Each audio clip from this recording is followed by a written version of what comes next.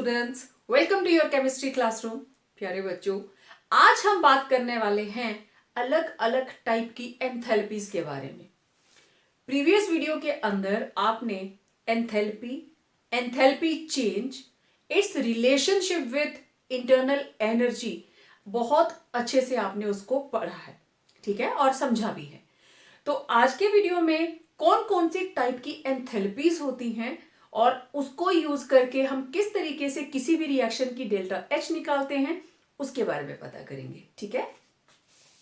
तो सबसे पहले एंथैल्पी ऑफ रिएक्शन, उसके बाद ये जो साइड में मैंने लिखी है उसकी वेरियस टाइप्स ऑफ जो टाइप्स हैं एंथैल्पी की रिएक्शन की, वो अलग अलग हम इसको डिस्कस करेंगे। Enthalpy of a reaction, okay, ये मैंने लिखा कार्बन प्लस ऑक्सीजन और ये बन गया CO2।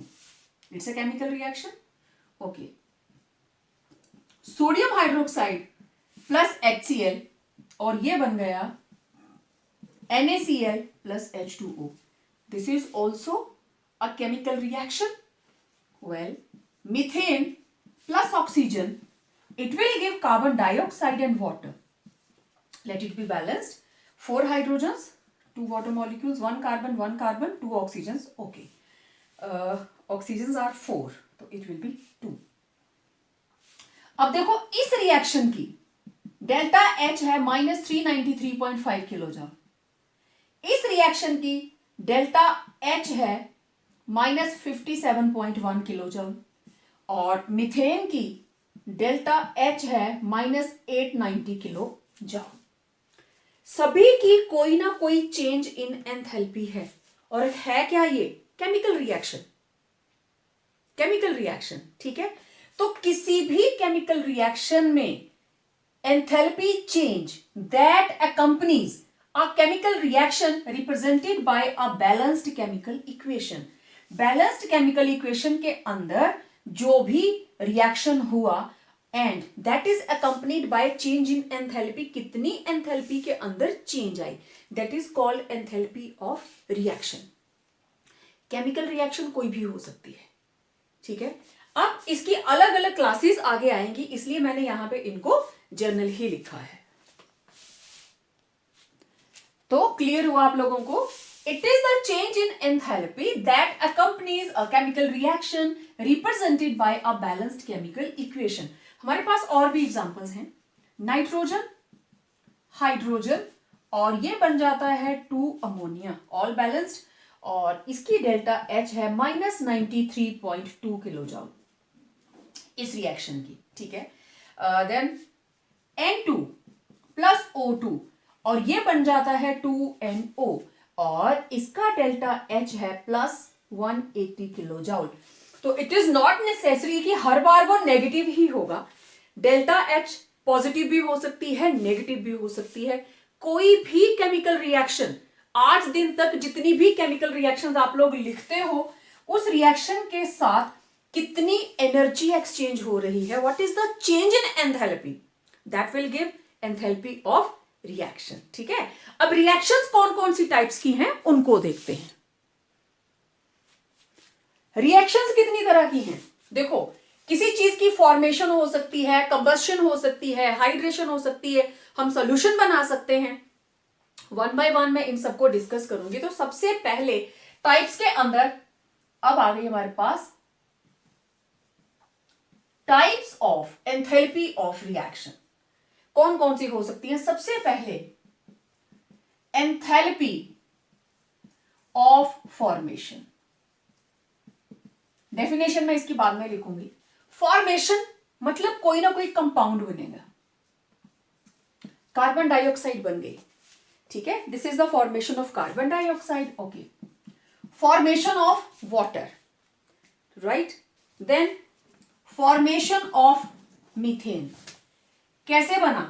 Carbon plus oxygen. तो carbon and oxygen, these are the constituents of carbon dioxide.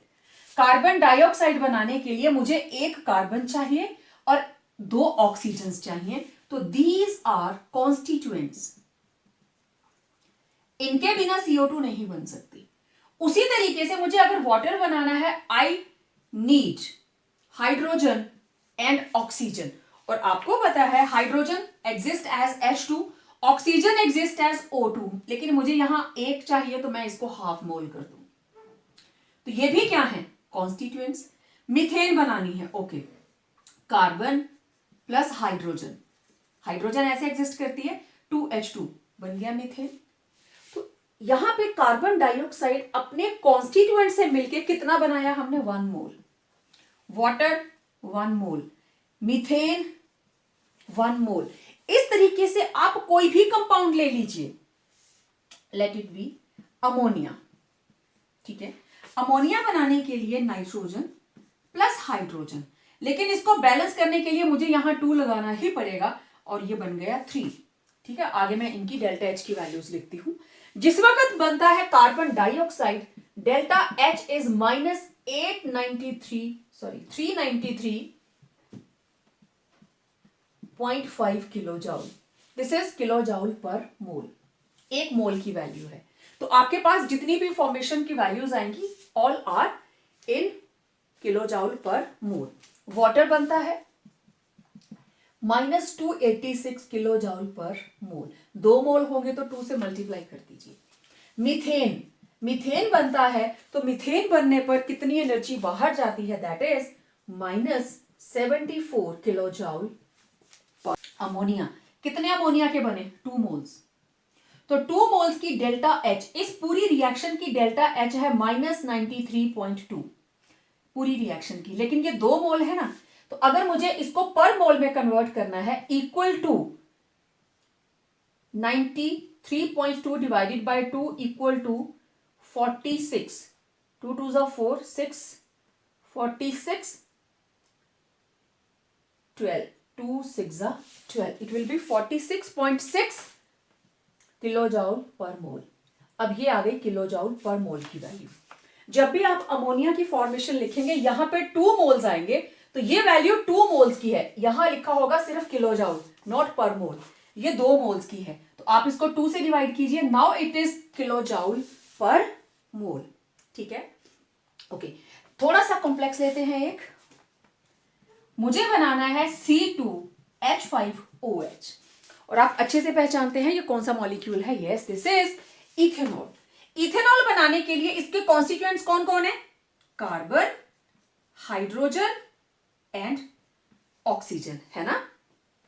ऐसे लिखना पड़ेगा। कार्बन कितने लगे? 2। हाइड्रोजन कितनी है टोटल? 5 and 1 6, 3 लग गया। ऑक्सीजन कितनी है? 1 1/2, हो गया बैलेंस।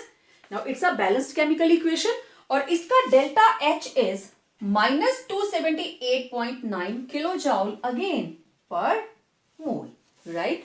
तो इस तरीके से ये सारी की सारी केमिकल रिएक्शंस के अंदर आप देख रहे हो there is enthalpy change, it has been shown along with the chemical equation. तो इसकी अब डेफिनेशन क्या बनी? It is the enthalpy that accompanies the formation of 1 mole of a compound from its constituent elements at a given temperature and pressure. This is very very important. जब आप simple बात कर रहे हो what is enthalpy of formation, तो temperature और pressure वो given conditions है, ठीक है। वो गिवन कंडीशंस हैं कि विंटर में आप कोल बना रहे हो, ठीक है, you are making coal from wood in during winter season, तो बाहर क्या टेम्परेचर की कंडीशंस कुछ और हैं। अगर आप समर में बना रहे हो तो टेम्परेचर की कंडीशंस कुछ और हैं। तो सिंपल एंथैल्पी ऑफ फॉर्मेशन के अंदर वेरिएशन आ सकती है, ठीक है। तो इसका अगला स्टेप क्या था? क्यों ना हम इन चीजों को बनाए अंडर स्टैंडर्ड कंडीशंस। तो yes, next is standard enthalpy of formation. What is standard enthalpy of formation? अच्छा, उससे पहले स्टैंडर्ड एंथैल्पी ऑफ फॉर्मेशन से पहले अब देखो ये डेल्टा H, इसके पैरों में ना आप लिखोगे F, तो ये डेल्टा H क्या है? It is for the formation, right. अब आई बारी स्टैंडर्ड। जब ये बन गया स्टैंडर्ड एंथैल्पी ऑफ फॉर्मेशन, अब यहां पे टेम्परेचर और प्रेशर की जो कंडीशंस हैं they will be changed. Now you have to mention the conditions of standard temperature and pressure from its constituent elements under standard conditions of temperature मतलब 298 Kelvin and pressure it should be 1 atmosphere, right? अब आप जब इनको mention करोगे standard conditions के अंदर तो यहां क्या आ जाएगा H नॉट। अब इन्हीं इक्वेशंस जो हमने सिंपल फॉर्मेशन के टाइम लिखी थी मैंने उन्हीं की स्टैंडर्ड वैल्यूज लिख दी फ्रॉम द गिवन टेबल। ये हमारे पास स्टैंडर्डाइज्ड वैल्यूज हैं, आपकी बुक के अंदर एक टेबल के अंदर मेंशन है। तो they can very, not can, they very from enthalpy of formation. Enthalpy of formation मैंने आपको बताया गिवन टेम्परेचर एंड प्रेशर पे अलग वैल्यूज होंगी लेकिन स्टैंडर्ड वैल्यू एक ही होगी। अब इसके साथ H के साथ नॉट लग जाएगा, right? Standard enthalpy of formation को हम रिप्रेजेंट करते हैं डेल्टा H नॉट F इस तरीके से, ठीक है? अब सभी की वैल्यूज आपके सामने कि जब हम कार्बन डाइऑक्साइड का 1 मोल तैयार करते हैं under standard conditions of temperature and pressure it is -393.5 kilojoule per mole and water is -285.8, methane is -74.8 and ammonia is 46.1। क्योंकि ये 2 मोल की वैल्यू है तो 1 मोल आएगा 46.1 and formation of ethanol it accompanies by the release of 277.69 kilojoule per mole। तो ये है standard enthalpy of formation. मेरे को पता है बहुत सिंपल से ये हैं, जितनी भी डेफिनेशंस हम लिखेंगे शुरू की डेफिनेशन बिल्कुल सेम। आपको ध्यान सिर्फ किस चीज का देना है, प्रोसेस कौन सा हो रहा है। फॉर्मेशन हो रही है तो कैसे होगा, जो भी कंपाउंड बनेगा सब्सटेंस बनेगा अपने कॉन्स्टिट्यूएंट से। आप देखना ये सारी की सारी डेफिनेशन आपको टिप्स पे हो जाएंगी, ठीक है? अब मैं एक चीज आपको बताती हूँ यहाँ पे, ये मुझे केमिकल रिएक्शंस अभी चाहिए आप लोगों को दिखाने के लिए। देखो बच्चे, इन केमिकल इक्वेशंस के अंदर या इससे पहले जो हम सिंपल भी लिख रहे थे, ठीक है? अब अगर मैं ये मान के चलूं कि ये गिवन टेम्परेचर प्रेशर है, मुझे सिर्फ इस नॉट को हटाना है। These are the enthalpy of formations। Temperature और प्रेशर की कंडीशन क्या है 298 and 1 atmosphere, okay? No this is the, अब मैं इसको फॉर्मेशन भी नहीं ले रही हूं, मैंने इसका सिंपल डेल्टा H लिख दिया, ठीक है? मैंने इसको टाइप में नहीं ले रही हूं। Now this is only enthalpy of reaction, understood? Now this reaction, these reactions are representing simply the enthalpy of reaction. आप यहां पे R लिखें ना लिखें दैट हार्डली मैटर्स, लेकिन इन केमिकल रिएक्शंस में कॉमन क्या है, यहां पे केमिकल इक्वेशन के साथ क्या चीज मेंशन्ड है, change in enthalpy. Thermo chemical equations मतलब thermo a balanced chemical equation, a balanced chemical equation which gives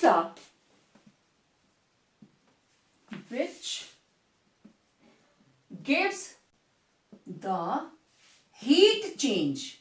अब हीट चेंज कैसे हो सकती है, या तो वो इवॉल्व होगी, इवॉल्व का मतलब डेल्टा H नेगेटिव, राइट? और इवॉल्व और एब्जॉर्ब्ड,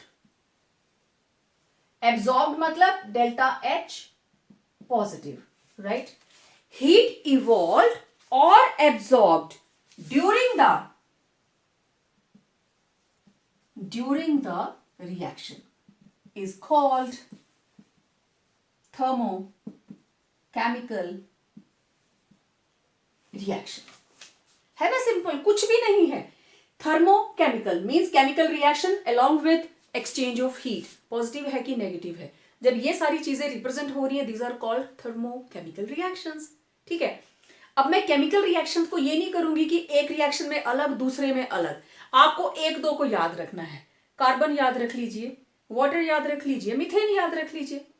जब भी आप कोई डेफिनेशन लिखते हो कम से कम एक एग्जाम्पल जरूर लिखनी है। डेफिनेशन को जब आप लिख रहे हो do right at least one example, right? Okay, अब देखो स्टैंडर्ड एंथैल्पी की एप्लीकेशन, हम इसको किस तरीके से यूज करेंगे।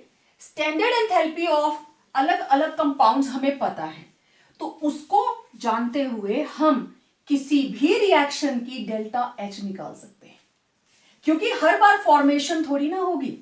हमारे पास जैसे ये है मीथेन प्लस ऑक्सीजन और ये बन गया कार्बन डाइऑक्साइड एंड वाटर। मुझे इस रिएक्शन का डेल्टा एच चाहिए।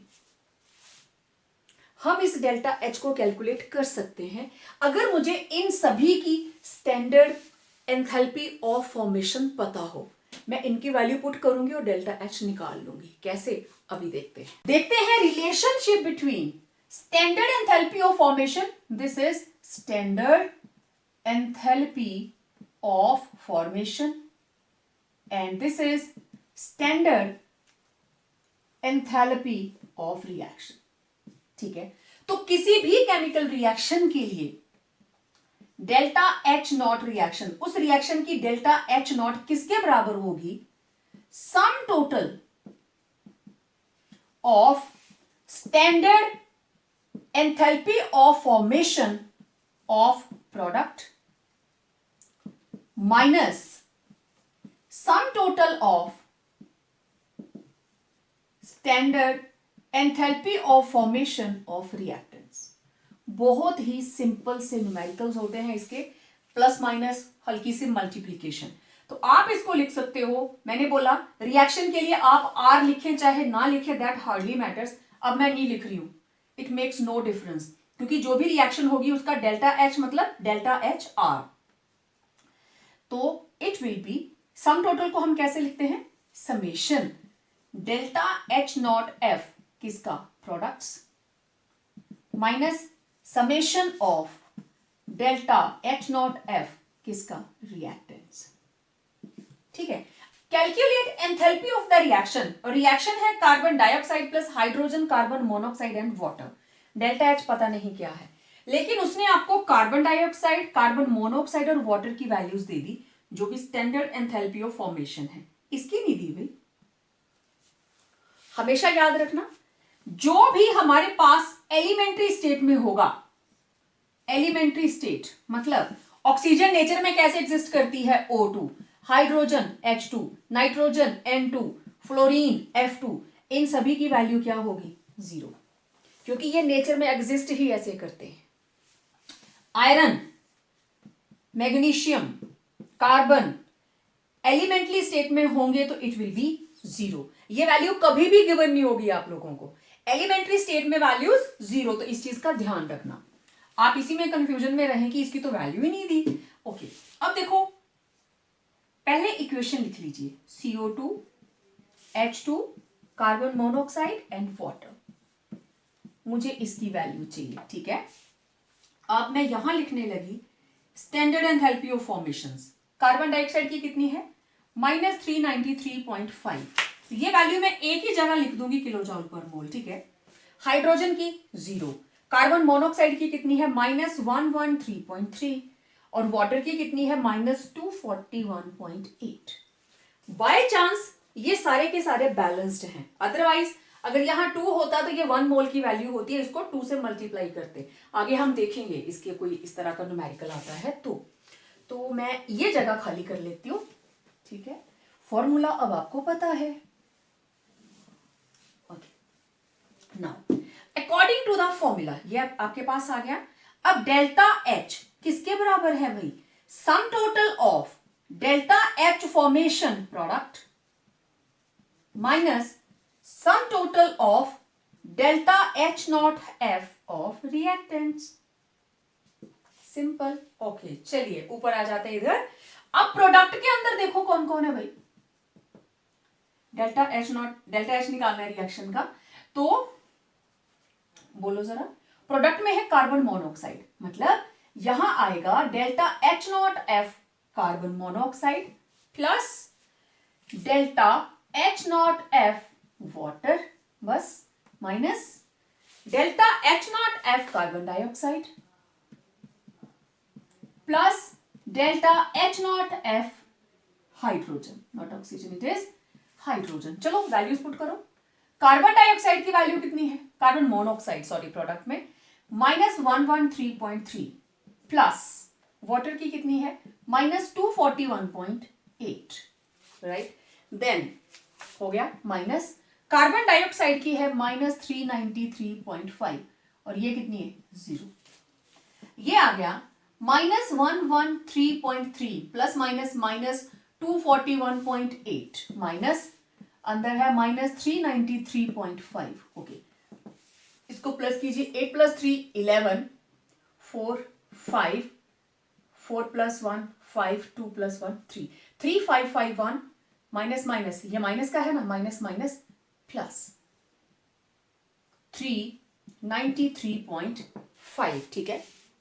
अब इसको इसमें से 393.5 में से इसको माइनस करिए तो आपके पास ये बड़ी है ना, तो प्लस में आएगा, it will be around 38.4 kilo joule पर, पूरा रिएक्शन ही आएगा, this will be 34 kilo joule. Clear, ठीक है। तो ये आ गया इसका आंसर, है ना, सिंपल। प्लस माइनस, जस्ट आप इक्वेशन लिखिए, उनके नीचे उनकी वैल्यूज लिख दीजिए, तब आपको आसानी हो जाती है। अगर यहां से आपको हर बार देखना पड़ेगा, है ना, तो इस तरीके से आप बाकी के न्यूमेरिकल्स भी करेंगे। अब ये एक टिपिकल सा question, the standard heat of formation of Fe2O3 is -824.2 kilo joule per mole. तो बोलता है इस रिएक्शन की डेल्टा H निकालिए। ओके, ये तो क्वेश्चन था। अब जब आप आंसर लिखने वाले हो, rewrite this equation. Okay, 4Fe + 3O2 + 2Fe2O3 और मुझे इसका डेल्टा H चाहिए।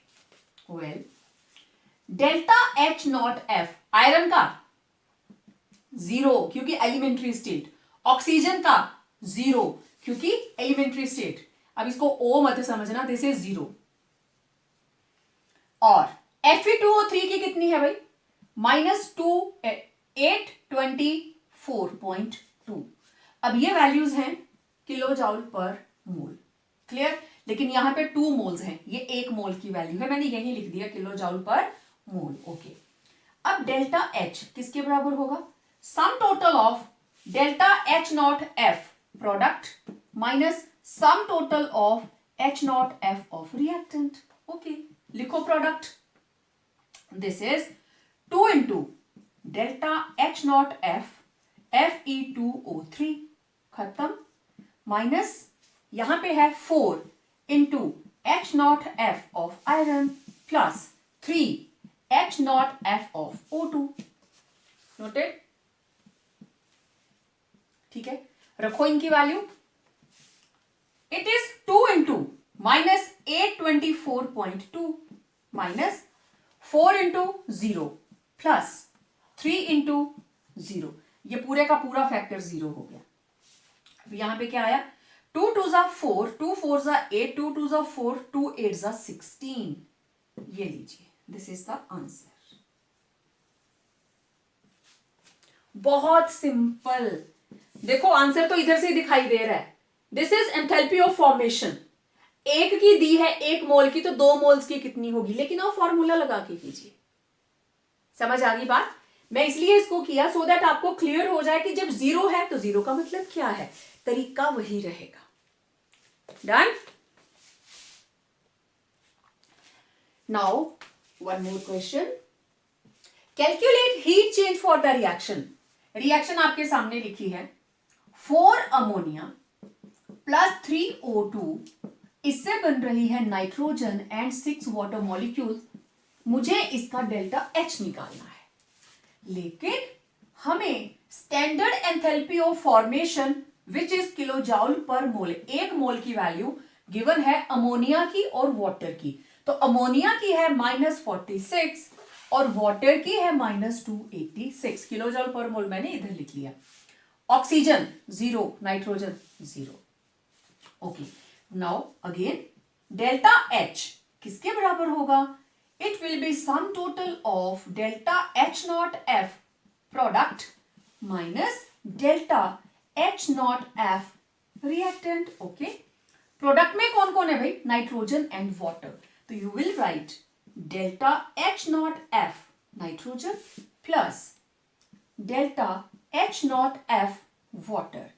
और ये वाटर कितने हैं? There are 6 into delta H not F of water.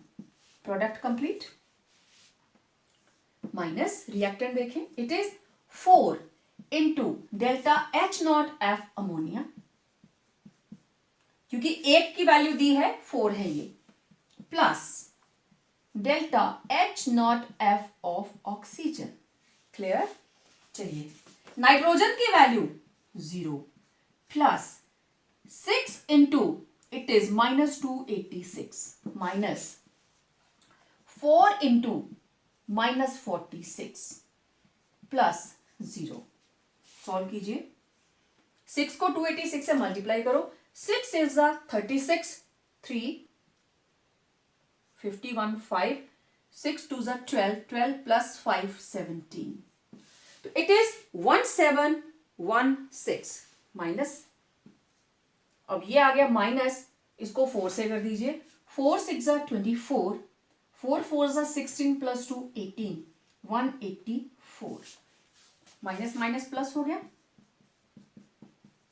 अब 1716 में से आप माइनस कर दीजिए 184, it will B -1532. Now this is the delta H for the reaction. निकाल लिया आपने आंसर, ये आ गया -1532 किलोजूल. इस पूरी रिएक्शन में एक्सचेंज ऑफ हीट इतनी हुई. तो आपको समझ आ गया नंबर ऑफ मोल्स को किस तरीके से मल्टीप्लाई करना है. बिल्कुल simple multiplication and plus minus. Standard enthalpies of formation आपको गिवन है. प्रोडक्ट का टोटल कीजिए, उसमें से रिएक्टेंट के टोटल को माइनस कर दीजिए. ठीक है. Now one more question. अब इसमें उसने पूछा क्या है? एंथैल्पी नहीं पूछी रिएक्शन की, वो गिवन है. It is given. It says calculate standard enthalpy of formation of ethene C2H4 from the following thermochemical equation. ये इक्वेशन आपको गिवन है, मुझे इसकी वैल्यू चाहिए. गिवन दैट इसकी वैल्यू आपको दी है, इसकी वैल्यू दी है, इसकी वैल्यू दी है. बहुत से बच्चे समझ गए होंगे हम क्या करने वाले हैं. ठीक है, तो देखिए फिर से इस इक्वेशन को लिखेंगे आप. जब आप आंसर लिखोगे you have to rewrite it. C2H4 plus 3O2 2CO2 plus 2H2O and its delta H is -1323 kilojoule. Okay, अब आप लोग सोच रहे होंगे कभी तो ये 286 आता, कभी 249. तो वाटर में भी इन लिक्विड स्टेट में भी इन गैशियस, तो दोनों की वैल्यू अलग अलग है. ठीक है, तो मैं वहां इधर बड़ी ज्यादा डिटेल नहीं ले रही हूं. Probably it is in gaseous state. Okay, liquid की 286 की रेंज में रहती है. तो delta H it is equal to delta H not F summation of product minus summation of delta H not F of reactant. Okay, values put कर दीजिए. अब देखो यहां उसने डेल्टा H की वैल्यू दी है आपको -1312. ओके, अच्छा एक स्टेप हमारा रह गया, मुझे इनकी वैल्यूज लिखनी है. सबसे पहले तो आप ये लिखिए डेल्टा H नॉट F, इसकी मुझे निकालनी है वैल्यू किलोजूल पर मोल. इसकी क्या होती है? 0. This is -393.5 and this is -249 kilojoule per मोल. पहले लिखा हुआ मैंने. Now delta H it will be sum total of delta H naught F product minus sum total of H naught F of reactant. right? मेरे साथ साथ लिखना बच्चे आप लोग जब इसको सॉल्व करोगे. अब देखो प्रोडक्ट में कौन कौन है? Carbon dioxide and water. Okay, it is 2 moles of delta H not F CO2 क्योंकि 1 मोल की वैल्यू है, plus 2 into delta H not F H2O.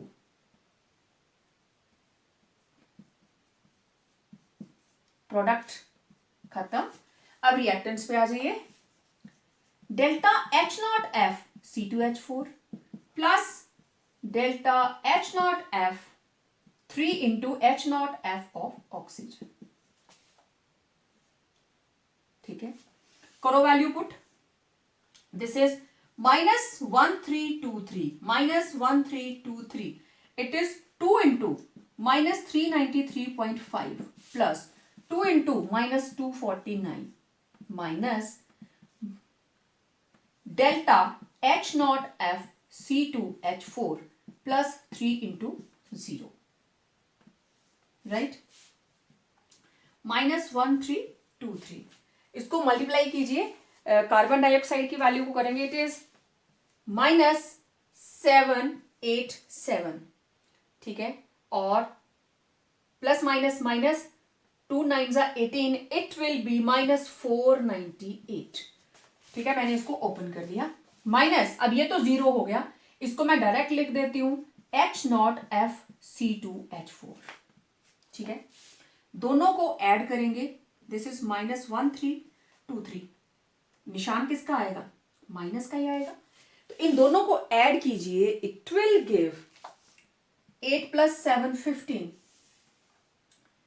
18, ठीक है, तो it will B -1285, right, minus minus minus, आगे क्या है, माइनस डेल्टा H0FC2H4, माइनस क्या है ना, इसको इधर ले आओ, उसको उधर ले चलो, तो delta H0FC2H4 it will be equal to -1285, अब ये माइनस का था ना, उधर आके क्या हो गया, +1323, और इसको सॉल्व करके आएगा हमारे पास, लेट मी चेक, स्क्रीन पे विजिबल है, मैं इसको इधर लिख देती हूं,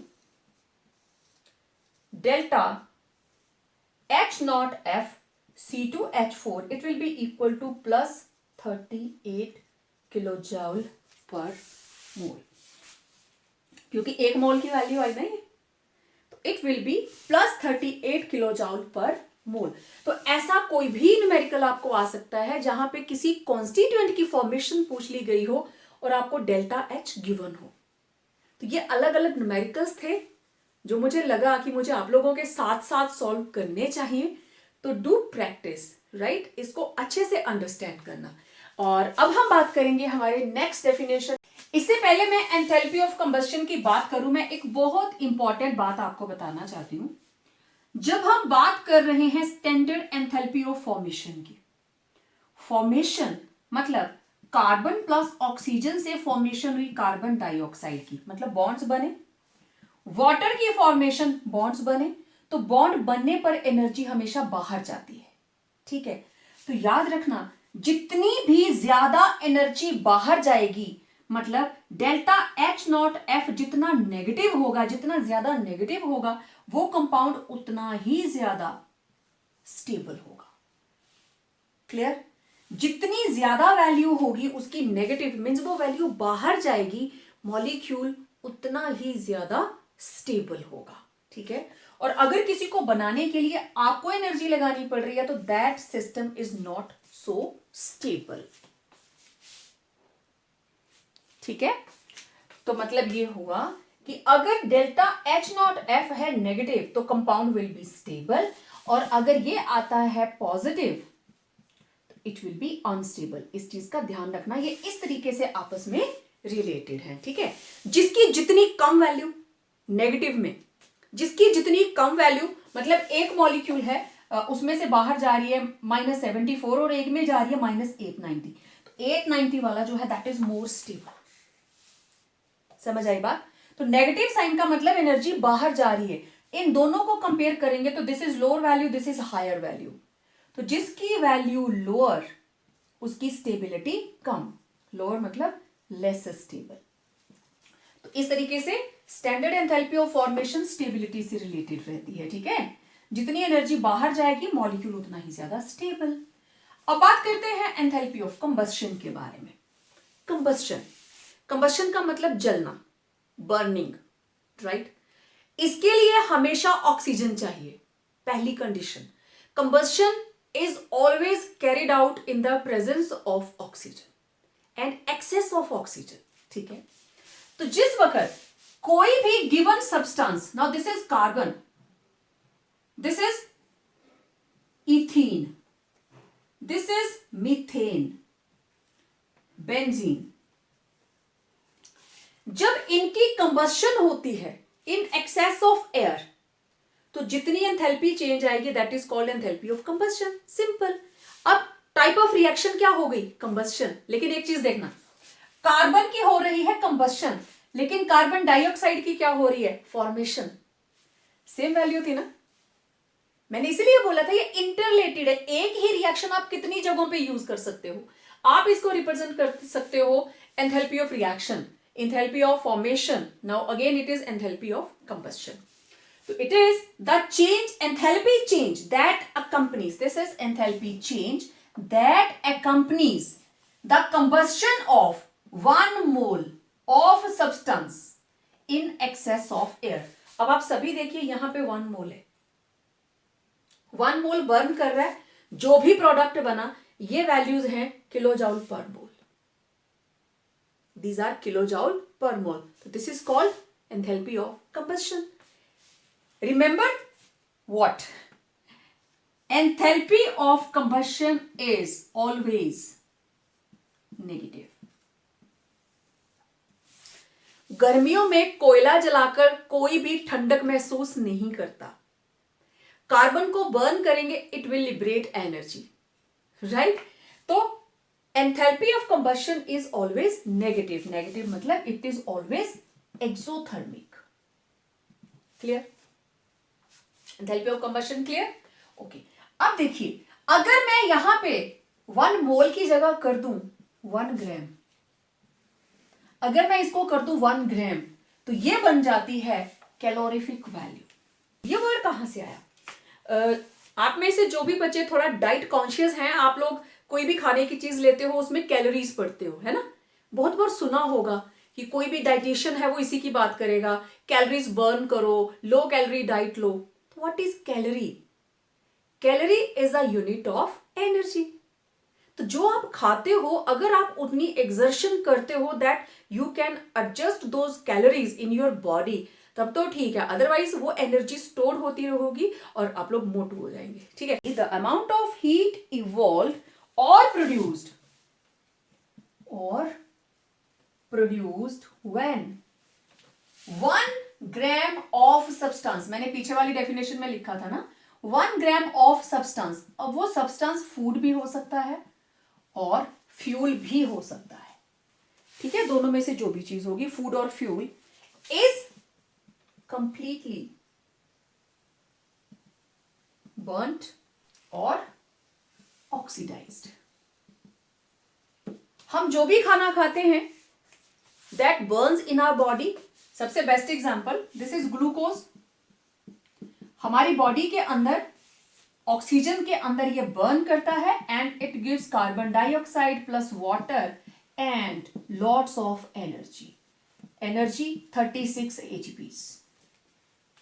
this is the best example of calorific value of glucose. अब ये तो 1 मोल की है, 1 ग्राम की हम वैल्यूज निकालेंगे। ठीक है? ये मैं सिंपल बता रही हूं। Glucose it act as a fuel for our body. आप जो भी खाना खाते हो, अगर उसमें स्टार्ची फूड है, it will be converted ultimately into glucose. जब कोई बीमार होता है तो डॉक्टर एकदम से ग्लूकोज ही तो लगाते हैं। ठीक है? आप कोई प्रोटीन वाली चीज खाते हो, वो अमाइनो एसिड्स में ब्रेक डाउन करेगी और अल्टीमेटली प्रोटीन्स बन के बॉडी में स्टोर हो जाएगी। ठीक है? तो अब मैं इनके क्लोरिफिक वैल्यू के हम टेबल बना लेते हैं।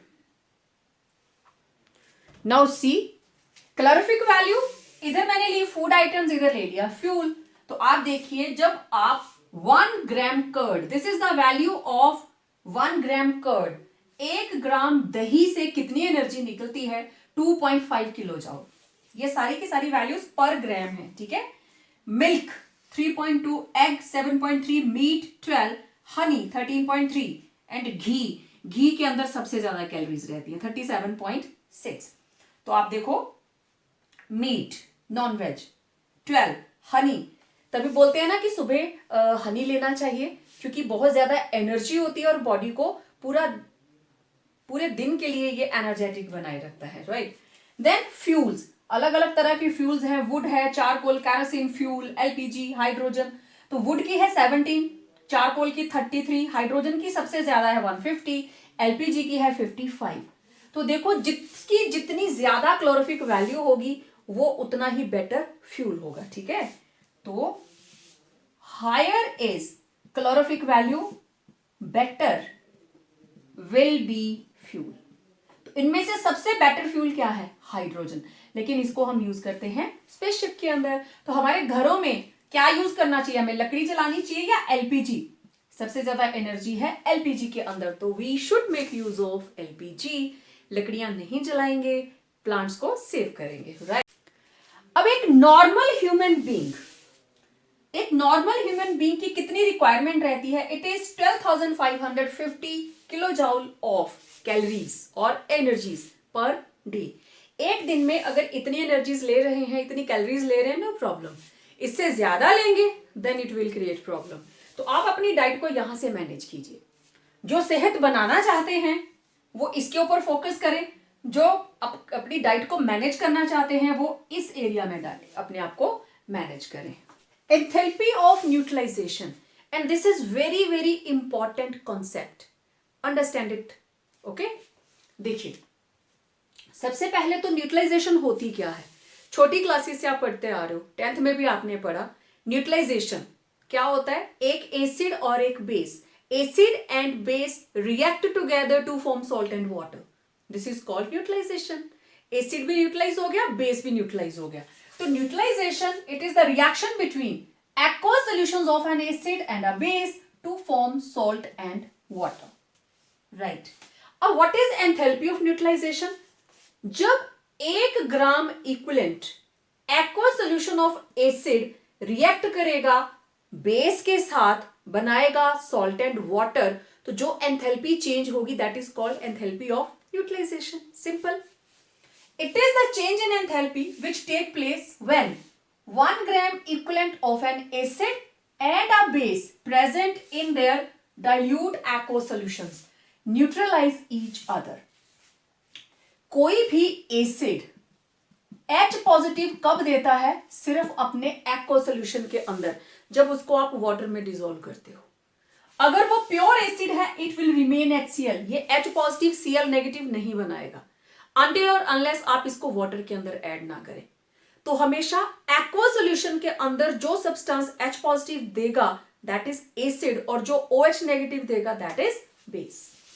अब आपके सामने 4 रिएक्शंस लिखी हैं, ये आपको क्लियर हो गया कि जब 1 gram equivalent acid neutralizes with base to form salt and water. अब देखो HCl, this is acid, sodium hydroxide base, sodium chloride salt and water. सभी में same reaction, acid base acid base acid base, ये सारे salt हैं और ये सारे के सारे वाटर्स हैं, ठीक है। मैं इसको हटा रही हूं, I need this place, okay. अब देखो इस सभी रिएक्शन के अंदर आप देख रहे हो फर्स्ट 2 के अंदर वैल्यू सेम और ये वाली वैल्यूज डिफरेंट, ठीक है। पहली बात, ये न्यूट्रलाइजेशन हमेशा नेगेटिव होगी। दूसरी बात, enthalpy of neutralization for strong acid and strong base, दोनों ही अगर स्ट्रॉन्ग है तो फिक्स्ड वैल्यू आएगी 57.1 किलो जूल पर मोल।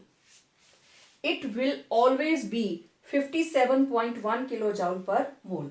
अब HCl क्या है? Strong acid, sodium hydroxide strong base, HNO3 क्या है? स्ट्रॉन्ग एसिड, KOH क्या है? Strong base. तो आप देख लीजिए दोनों की वैल्यूज क्या हैं? सेम। लेकिन HCl it's a strong acid, what? Ammonium hydroxide is a weak base, sodium hydroxide is a strong base but acetic acid it is a weak acid. Question ये आता है that enthalpy of neutralization is fixed, is always minus 57.1. Why? One question. Second question, why enthalpy of neutralization of strong acid and weak base or vice versa are less than 57.1 kilo joule, ठीक है। अब देखो question पहले question की बात करती हूं मैं। Enthalpy of neutralization for strong acid and strong base is always fixed, that is minus 57.1 kilojoule per mole. ऐसा क्यों? मैं इसी एग्जाम्पल को फिर से लिख रही हूं, ठीक है। अब मैं स्ट्रॉन्ग वालों को हटा देती हूं। ओके, अब what is a strong acid? किस एसिड को आप स्ट्रॉन्ग बोलेंगे? वो एसिड जो कंप्लीटली आयोनाइज हो जाए, कि अगर आपने लिए 30 मॉलिक्यूल्स तो 30 H पॉजिटिव बनेंगे और 30 ही Cl नेगेटिव, सारे के सारे मॉलिक्यूल्स डिसोसिएट, 100% डिसोसिएशन। बेस भी सेम। स्ट्रॉन्ग का मतलब 100% डिसोसिएशन। और वीक, वीक कौन होगा? विच डिसोसिएट्स लेस देन 100%, जो कंप्लीटली आयोनाइज नहीं करता, that is weak, either it may be acid और बेस, राइट? ओके, अब जरा स्ट्रॉन्ग एसिड और बेस की हम एग्जांपल देखते हैं। I am having HCl plus sodium hydroxide और इनके हैं एक्वस सोल्यूशन, राइट? और ये बनाएंगे NaCl aqueous plus H2O liquid, और इसका delta H is minus 57.1 kilojoule per mole, ठीक है। अब देखो HCl कैसे टूटा? H पॉजिटिव Cl नेगेटिव, और ये सारे के सारे हैं एक्वस में। सोडियम हाइड्रोक्साइड कैसे टूटा? Na positive again aqueous, OH negative aqueous. Arrow की दूसरी ओर सोडियम क्लोराइड कैसे टूटा? Na पॉजिटिव एक्वस, नमक पानी में घुल जाता है ना, Cl नेगेटिव एक्वस। वाटर कैसे टूटेगा? वाटर नहीं टूटेगा, वाटर रिमेन्स वाटर, ठीक है। अब देखो दोनों साइड से कुछ कटता है, Cl negative Cl negative, Na positive Na positive, बाकी क्या बचा? H positive plus OH negative, ये बन गया H2O लिक्विड। अब H पॉजिटिव कहां से आया? एसिड से। OH नेगेटिव कहां से आया? बेस से। और इस रिएक्शन का डेल्टा H क्या है? Minus 57.1 kilojoule per mole. ये कितना है? 1 ग्राम इक्विवेलेंट। ये कितना है? 1 ग्राम इक्विवेलेंट। एसिड लिया 1 ग्राम इक्विवेलेंट मींस 1 नॉर्मल, जिसकी नॉर्मेलिटी 1 है। बेस भी लिया जिसकी नॉर्मेलिटी 1 है, राइट? तो दोनों की नॉर्मेलिटी मींस कंसंट्रेशन क्या है? सेम। तो दोनों में number of H positive ions and OH negative ions क्या है? सेम। तो दोनों जब जुड़ेंगे तो क्या बनेगा? वाटर। तो आंसर हमेशा 57.1 ही आएगा। अब H पॉजिटिव HCl से आ रहा है या नाइट्रिक एसिड से आ रहा है, हाउ डज इट मैटर? हमें कोई फर्क नहीं पड़ता, क्योंकि बेसिक रिएक्शन क्या है? It is only the combination of H positive and OH negative. कहां से आ रहा है कोई फर्क नहीं पड़ रहा, लेकिन होना क्या चाहिए? दोनों स्ट्रॉन्ग।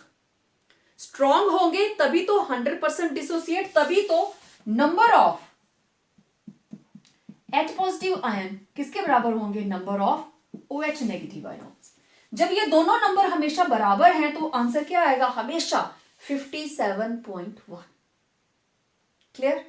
इसलिए स्ट्रॉन्ग एसिड और स्ट्रॉन्ग बेस का कॉम्बिनेशन जब होता है, न्यूट्रलाइजेशन रिएक्शन होती है, तो एंथैल्पी ऑफ न्यूट्रलाइजेशन क्या रहती है? कांस्टेंट। अब वीक की बात करते हैं। वीक में ऐसा क्या हुआ? अब क्वेश्चन किस तरीके से आएगा? Enthalpy of combustion for a weak acid और weak base, delta H neutralisation of strong acid and weak base, और वाइस वर्सा, उल्टा भी हो सकता है, is always less than -57.1 kilo joule per mole. 57.1 kilo जॉल से कम होती है। एग्जाम्पल्स आपके सामने है। ऐसा क्यों? इस एग्जाम्पल को ले रही हूं मैं, इसको भी ले सकते हो आप, नो प्रॉब्लम एट ऑल। मैं इस इक्वेशन की बात करने लगी। अब इसके अंदर HCl प्लस NH4OH और ये बन गया NH4Cl प्लस H2O और delta H is -51.5 kilo joule per mole. अब देखो HCl क्या है? Strong, it will ionise 100% to give H positive and Cl negative, right. लेकिन ammonium hydroxide this is weak, इसकी जो आयोनाइजेशन है इट इज लेस देन 100%। मतलब ये हुआ ammonium hydroxide and OH negative. Okay, इधर चलो जो भी प्रोडक्ट बनेगा हमारे पास, अल्टीमेटली मुझे चाहिए वाटर, मुझे सिर्फ इसकी बात करनी है। अब यहां पे मान लो H पॉजिटिव, दोनों में हमने वन नॉर्मल सोल्यूशन की बात की, तो इसके अंदर भी मैंने शुरू में ले लिए लेट इट बी की 100 मॉलिक्यूल्स, इसके भी लिए 100 मॉलिक्यूल्स, लेकिन यहां से 100 H पॉजिटिव आए, लेकिन यहां से एटलीस्ट 70 OH नेगेटिव आए। वाटर कितने बनेंगे? 70 H2O। अब यहां से ये जो 30 H पॉजिटिव हैं, ये सोल्यूशन के अंदर अनन्यूट्रलाइज्ड पड़े हुए हैं, इनकी न्यूट्रलाइजेशन नहीं हुई। फिर क्या होगा? 70 तो हो गए, 70 से 70 हो गए, एनर्जी कितनी निकली? बराबर हुए ना दोनों, यहां से निकले 70 H पॉजिटिव, इधर से 70 OH नेगेटिव, बराबर है ना, तो इसकी डेल्टा H आनी चाहिए -57.1। लेकिन कुछ एनर्जी हमें यूज करनी पड़ेगी, ये जो 30 अमोनियम हाइड्रोक्साइड अनआयोनाइज्ड पड़े हैं इनको तोड़ने के लिए, सो दैट यहां से 30 OH नेगेटिव आए जो इसके साथ कंबाइन करेंगे। समझ आई बात? सम एनर्जी इज रिक्वायर्ड, क्योंकि ये पूरे तो आयोनाइज नहीं हुए ना, तो energy is required to ionize, energy is required to ionize the undissociated ammonium hydroxide into NH4 positive and OH negative. तो फिर एनर्जी यूज हो गई, मतलब 57.1। अब एनर्जी हमारे पास कितनी आ रही है? 51.5। इसको माइनस करें जरा, तो इट विल बी 5।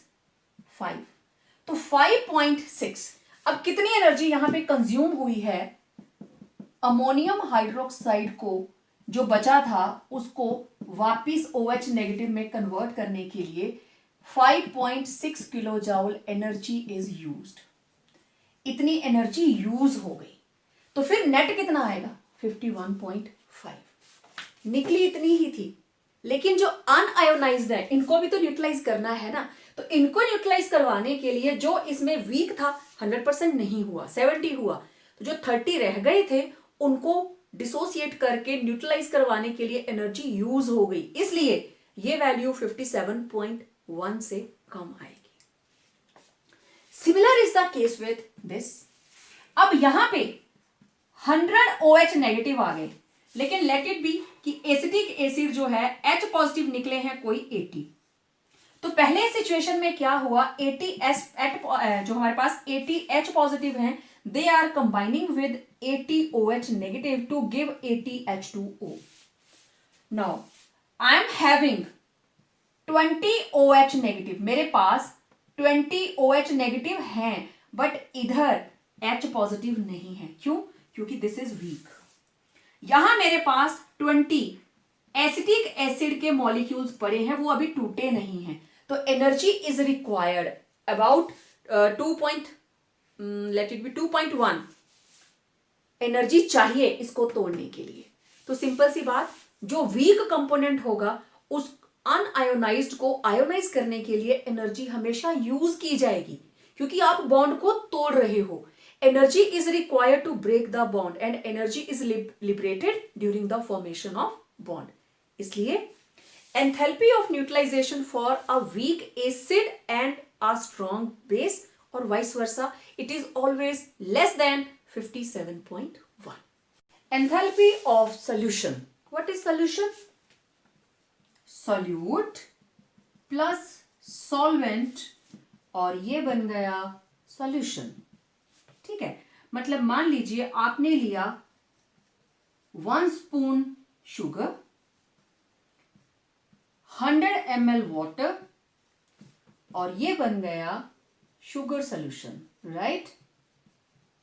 तो जब ये चीनी पानी में घुलेगी तो एनर्जी यूज भी हो सकती है और एनर्जी बाहर भी जा सकती है, ठीक है? तो वो जो एंथैल्पी चेंज है that is called enthalpy of solution. अब इसको स्टैंडर्डाइज कर दो. Enthalpy change when 1 mole of a substance is dissolved in a specified amount of solvent at a constant temperature and pressure. ठंडे पानी में चीनी घोलेंगे तो एंथैल्पी कुछ और होगी, गर्म में घोलेंगे तो कुछ और होगी, ठीक है? ओके. जिस वक्त हम इनफाइनाइट डाइल्यूशन की बात करते हैं, अब दो तरह की डेफिनेशंस हैं. एक, मैंने स्पेसिफिक अमाउंट ऑफ वाटर ले लिया 100 ml या 1 लीटर. अगर मैंने एक्सेस में ले लिया, it is also known as enthalpy of solution at infinite dilution. This is enthalpy of solution at infinite dilution. ठीक है, देखो, the enthalpy change accompanying the dissolution of 1 mole of a solute in large excess of solvent. solvent बहुत ज्यादा ले लिया, that further addition of the solvent does not produce any enthalpy change. शुरू में हमने 50 ml वाटर डाला, there was enthalpy change. फिर हमने पानी थोड़ा और बढ़ाया, देयर वॉज एंथैल्पी चेंज. फिर हमने और डाला पानी, देयर वॉज एंथैल्पी चेंज. फिर हमने बहुत सारा पानी डाल दिया, there was no enthalpy change. Means now it is infinitely diluted, right? अब एग्जांपल देखो, मैंने हाइड्रोक्लोरिक एसिड को 10 वॉल्यूम्स के अंदर डिसॉल्व किया, तो this is HCl in 10 volume, तो डेल्टा H है -69.01. लेकिन अगर मैंने वाटर एक्सेस में ले लिया, एक्वस मीन्स वाटर, अगर मैंने वाटर एक्सेस में ले लिया तब इसके साथ मैं लिखूंगी एक्वस. नाउ दिस एक्वस, ये वर्ड जहां पे भी लिखा होता है means it is infinitely diluted. इसमें सॉल्वेंट बहुत ज्यादा डाला हुआ है, ठीक है? तो it is -74 kilo joule per mole. ऐसे ही sodium chloride excess of water के अंदर डाला तो it become sodium chloride aqueous और उसका डेल्टा H है 5.35. अब ये बाहर जाती है वैल्यू, डेल्टा H जो है वो एक्सो है, और जब हम नमक को पानी में घोलते हैं it is positive, it is endothermic. तो this is very simple enthalpy of solution. आपको सिर्फ प्रोसेस पता होना चाहिए, डेफिनेशन बन जाती है, ठीक है? Enthalpy of hydration. ओके, देखिए, जब आप लोग लिखते हो formula sodium carbonate Na2Cl3CO3 10H2O, ferrous sulphate FeSO4.7H2O, और ये जो डॉट लगा के हम वाटर लिखते हैं this is known as water of crystallization, right? Okay, ये देखो, कॉपर सल्फेट .2H2O, जिप्सम, इसको हीट किया, ये बन गया copper sulphate half water molecule plus 3/2 H2O, POP. This is plaster of Paris. तो इसके साथ लगा हाफ H2O. तो इस तरीके से वाटर मॉलिक्यूल्स अलग अलग सॉल्ट्स के साथ जुड़े होते हैं. तो जिनके साथ वाटर लगा होगा this is hydrated ferrous sulphate. मैंने इसको हीट किया, इसमें से वाटर मॉलिक्यूल्स निकल गए, पानी निकल गया, नाउ इट इज एनहाइड्रस, ठीक है? लेकिन अगर मैं इसमें वापस वाटर ऐड कर दूं, it will again form hydrated. Simple. Energy लगाकर हमने वाटर बाहर निकाला, तो जब वाटर जुड़ेगा उतनी एनर्जी निकलेगी, राइट। तो यहां देखिए, जिस वक्त copper sulphate it combines with 5 water molecules, तो बन जाता है कॉपर सल्फेट 5 वाटर मॉलिक्यूल्स। अब ये बन गया, ये है anhydrous, this is hydrated copper sulphate, ठीक है। और copper sulphate 5H2O, it is blue in colour. और अगर आप इसको हीट करते हो, it will become copper sulphate plus 5H2O बाहर।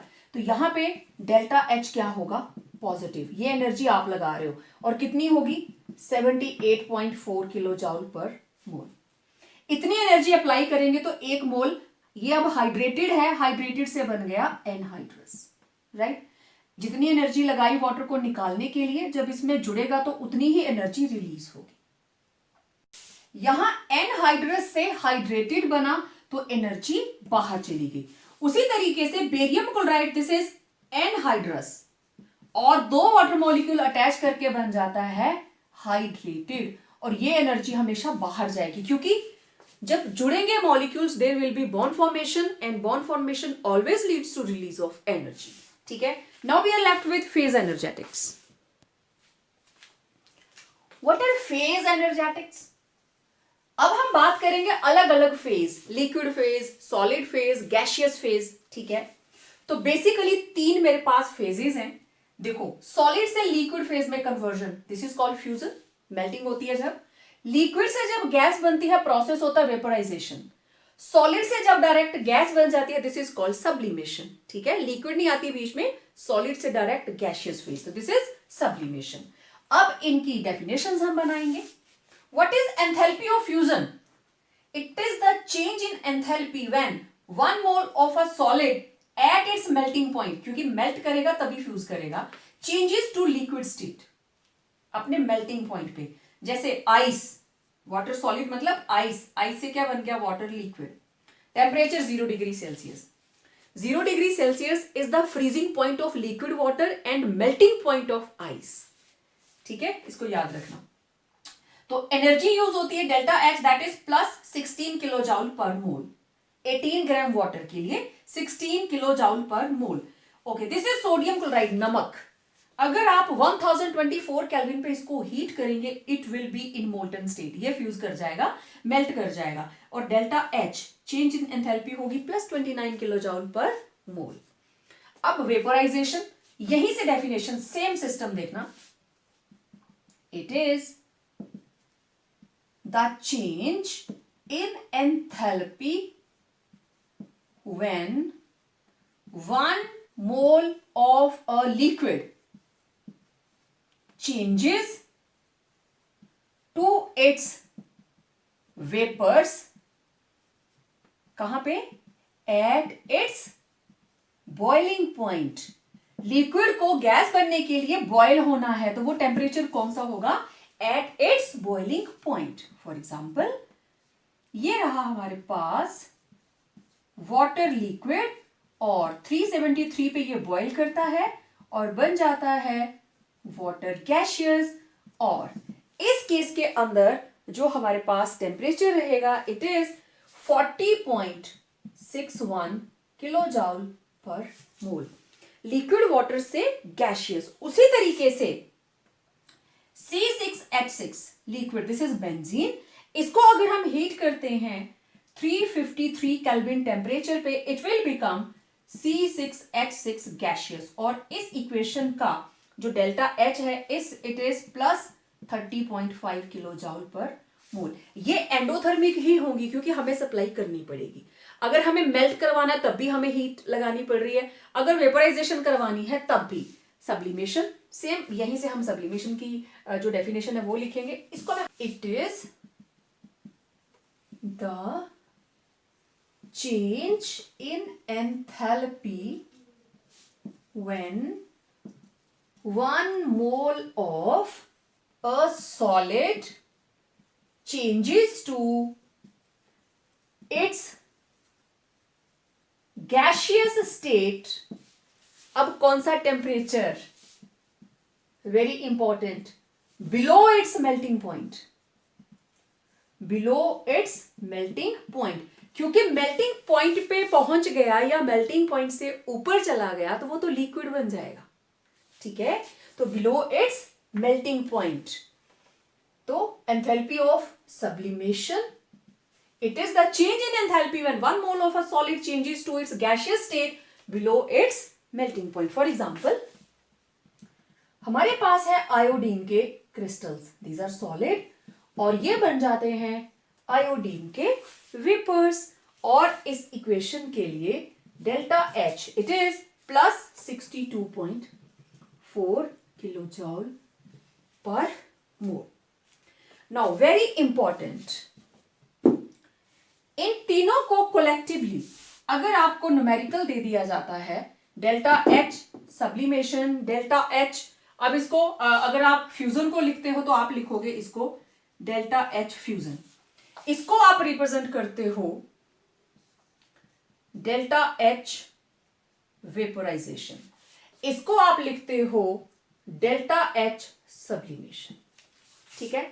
आप सिंपल एच लिख रहे हो, नो प्रॉब्लम, आप जैसे सब्लिमेशन को रिप्रेजेंट कर रहे हो तो आप यहां पे लिखेंगे डेल्टा एच सब्लिमेशन, ठीक है। यहां पे आप लिख रहे हो वेपोराइजेशन तो you will write delta H vaporisation, और इधर you will write delta H F, this is fusion, right.